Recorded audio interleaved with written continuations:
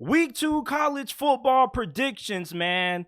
We're starting off with Texas A&M going on the road against the Miami Hurricanes, man. This is going to be a really interesting game. You got two programs who are coming off really disappointing 2022 campaigns, and they're trying to get back into the national championship discussion. Texas A&M has a really good team, and if this offense plays the same way they did last week against New Mexico State, I think they should be able to win this game. I think that Bobby Petrino is going to be able to improve this offense, and this is going to be the first true test that we see out of this Texas A&M offense with them going against a competent defense. Miami has a really good front seven. They got a really good safety duo, but their offense, though, I think may struggle in this game against a really good and stout Texas A&M defense. They got one of the best defensive lines in the country, one of the best secondaries in all of college football. I think this will be a close game, but I like Texas A&M to get the win. Ball State is going on the road to take on Georgia. We already know Georgia is going to walk away with the victory. Youngstown State goes on the road to take on the Buckeyes. We're also going to take Ohio State, and we got Penn State winning against Delaware at home. So the next slate of games that we also have Notre Dame taking on NC State. Now, this is a really intriguing game because some people think that this possibly could be one of those games that maybe Notre Dame could find themselves slipping up in. They are a 7-point favorite for this matchup. But the thing that you got to understand with NC State is that they're playing this game at home. And Notre Dame, they do got a really good team, but maybe NC State could catch Notre Dame by surprise. Now, Notre Dame has looked really hot the first 2 weeks. We saw what they did in their season opener. We also remember what they did last week as well. Sam Hartman has played at a really high level. So I expect for Notre Dame to still be able to win this game. I'm going to take them to get the victory, even though they are playing against the best team that they faced off against so far. I think that this Notre Dame team, and I say this confidently, is the best that it's been in a very long time. They finally have solved their long-term issue at quarterback. They never had bad quarterback play, but they never have had great quarterback play. Sam Hartman is giving Notre Dame the best quarterback play that they've had since Brady Quinn. So I like Notre Dame to get the win on the road against a very solid NC State team. Utah is taking on Baylor. Baylor suffered a really ugly loss to Texas State. I don't know how the hell they lost to Texas State. I don't think any of us saw that coming. And they lost their quarterback for a couple of weeks. I'm going to take Utah to win this game, and I think they're going to cover. Baylor's defense should give Utah a tougher task or a tougher fight than what Florida did. But overall, offensively, I don't think Baylor has a lot of talent compared to what Utah has on offense. I'm going to take Utah to get the win against Baylor. We got Kansas State taking on Troy. I like Kansas State to win this game, even though Troy is one of those G5 opponents that you can't overlook. They do play their best football against their best competition, but I think Kansas State has one of the best teams that they've had in a very long time. Hell, some Kansas State fans will tell you this is the best team they done had since 2012 when they had Colin Klein, their current offensive coordinator at quarterback. Give me Troy losing to Kansas State. Charleston something plays Clemson. I don't think Clemson's going to take another loss here. This was a game that they're coming into, or is a game that they're coming into looking to get a bad taste out of their mouth, losing to damn Duke. How the hell do you lose to Duke? Lord, how the mighty have fallen. You remember there was a point in time when Clemson was regarded as one of the best programs in college football? They went from being on the top of the food chain to losing to freaking Duke. Not in basketball, people, football. Duke might actually be a football school now. So I'm going to take Clemson to win this game. I think they should bounce back against Charleston Southern. Like I said, they did have an ugly week 1 showing against Duke, but Charleston Southern or whoever this team is, I don't think they have a chance at being able to beat Duke. Duke beating Clemson. They just have way too much talent. I think that this is a game for Clemson to get back in the right direction, with Florida State creeping up on the schedule in a couple of weeks. And that's going to be a very big game. Florida State season hinges on them being able to beat Clemson. If they can't beat Clemson, then their path to the playoffs and their path to the ACC title becomes a little bit more complicated. If Clemson beats Florida State, I think that gives them a lot of momentum. And that could be one of those games that maybe Clemson wins and it changes the trajectory of their whole entire season. So I think Clemson should be able to pull off the win. They really need to win this game, and they need to make a statement in it as well. UNLV travels to Michigan. Obviously, we're going to take Michigan. Even without Jim Harbaugh, they still should roll in this game. Ole Miss versus Tulane is a really intriguing matchup. Now, Tulane, we saw what they did to USC in the Cotton Bowl, right? I believe it was the Cotton Bowl, if I'm not mistaken. Ole Miss, though, they got a really good squad. They got a lot of good receivers, a really good running back in Quinshon Judkins, and Jackson Dart. He beat out Spencer Sanders, who was the starting quarterback for Oklahoma State last year, and he was pretty solid for Oklahoma State during his tenure there. So the fact that Jackson Dart got the start over him obviously has showed Lane Kiffin that he's made a lot of strides and improvement compared to how he played last season, and he looked really good in Ole Miss season opener. They're going against a really good Tulane team that has a really good quarterback. They're going to be really well coached. I like Ole Miss to win this game, though. They do have a better team. Tulane, I do think that they are a team that you can't overlook. I don't think that they're going to completely dominate Tulane, but I do think that they should win this game by at least 2 touchdowns or more. Tulane, they are a really good G5 squad, but I don't think they're as good as what they were last year. And Ole Miss is pretty much the toughest team that Tulane has faced since they played against USC, and they probably are the best team that they're going to face for the remainder of the season. We're taking the Huskies over Tulsa. Tennessee is playing a school called Austin Peay. I don't even know where the hell that is at. Ain't Austin Peay in like Texas or something like that? I don't know, but I like the Vols to get the win. So next up, we have Appalachian State taking on UNC. UNC is riding high. They got a lot of momentum after they smashed South Carolina, had like a million and bajillion sacks against them. And you look at Drake May. Drake May, I think the gap between him and Caleb Williams is not that big.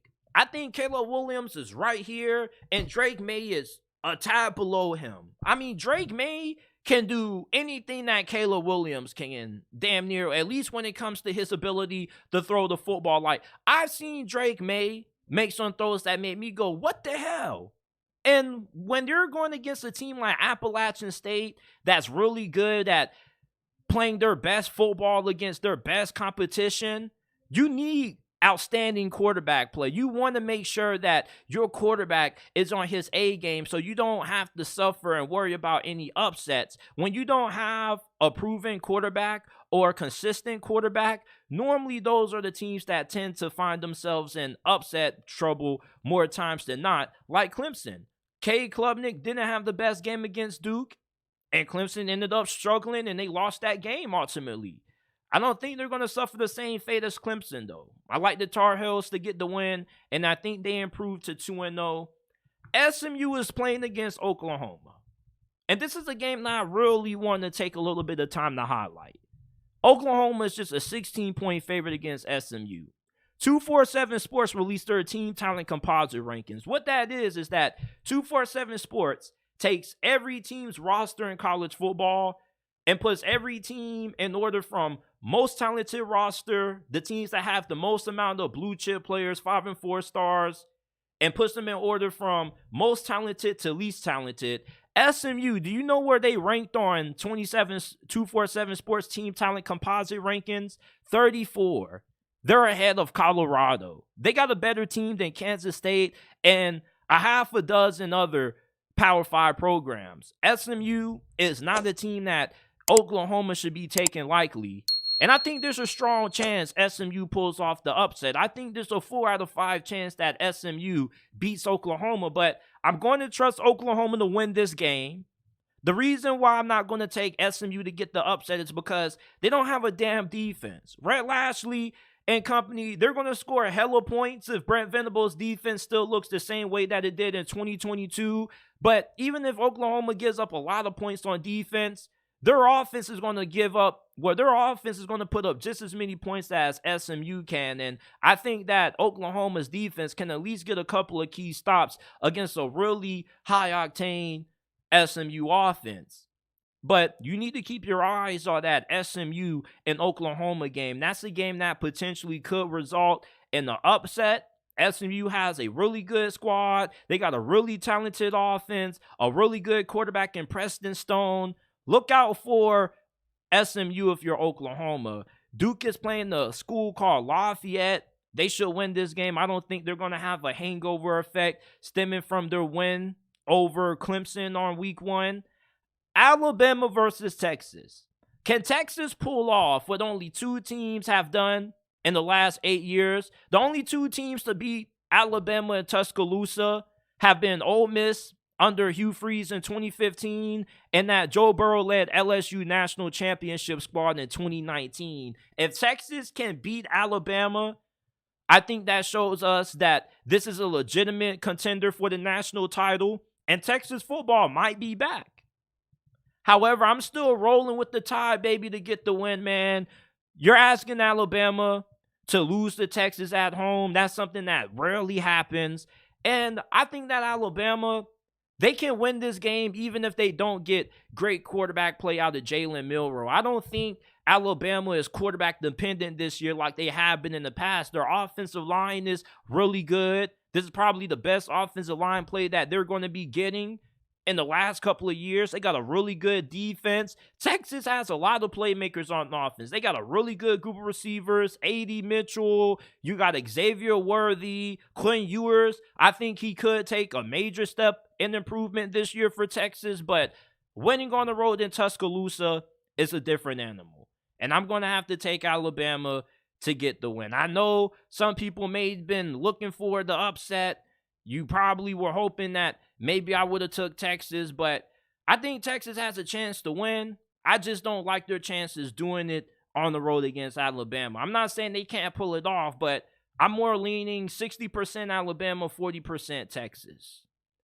Oregon versus Texas Tech is one of my favorite games that we got to talk about during week 2 of the college football season, man. Texas Tech under Joey McGuire, they possibly could have a breakthrough season this year. There are a good amount of people who think that this could be a dark horse to win the Big 12. Hell, even some people have them winning the Big 12 over Texas. And the Big 12 commissioner is rooting for Texas Tech when they play against Texas this year.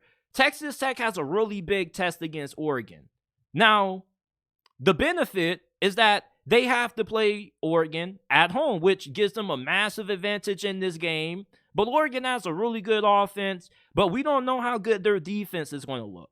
Their defense was terrible, but with Dan Lanning being a defensive-minded coach, you expect for this defense to look way better. Well, they're going to get tested against a really solid Texas Tech offense. Now, I don't think Texas Tech has a lot of speed, but they do have some really good possession wide receivers that don't really put the ball on the ground a lot. Tyler Shuck, when he was healthy, Texas Tech was really solid offensively. And Tyler Shuck has the ability to be a really good quarterback, especially when you're thinking about him from an NFL draft perspective. Good size, great arm, solid athleticism. And if he can have a good game, there's a chance that maybe Texas Tech can keep this thing close and they can pull off the upset against Oregon. This would be a really big win for Texas Tech if they're able to pull this off. It kind of would be like their breakthrough win or their signature win.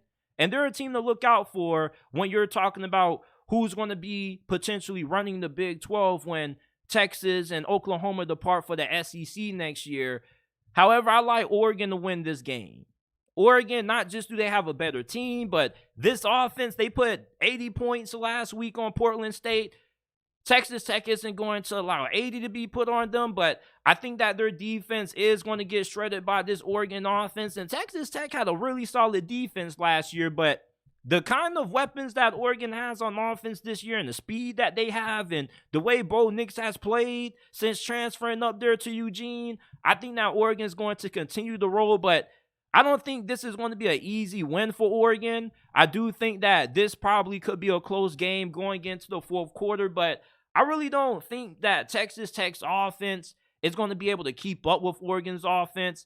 Texas Tech's defense is really going to have to play lights out in this game, and you're asking a lot going against one of the best offenses in college football. LSU is going against our HBCU brethren, Grambling State. Of course, we're taking LSU. We will be rooting for Grambling State. Got to show love there, but LSU should get a bounce back win there. Wisconsin versus Washington State.